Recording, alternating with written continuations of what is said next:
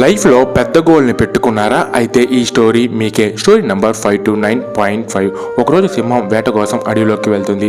ఆ సింహం ఏనుగును వేటాడితే చాలా ఆహారం దొరుకుతుందని ఏనుగు కోసం చూస్తూ ఉంటుంది.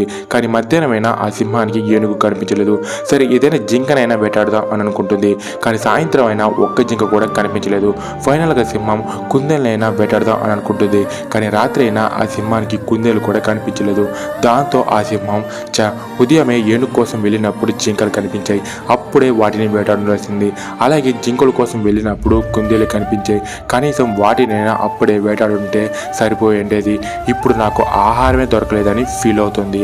లైఫ్లో పెద్ద గోల్ పెట్టుకోవడం తప్పే కాదు, కానీ ఆ దారిలో వెళ్ళేటప్పుడు మధ్యలో వచ్చే చిన్న చిన్న అవకాశాలను కూడా వాడుకోవాలి. అప్పుడే మనం ఇంకా ఈజీగా విజయాన్ని అందుకుంటాం.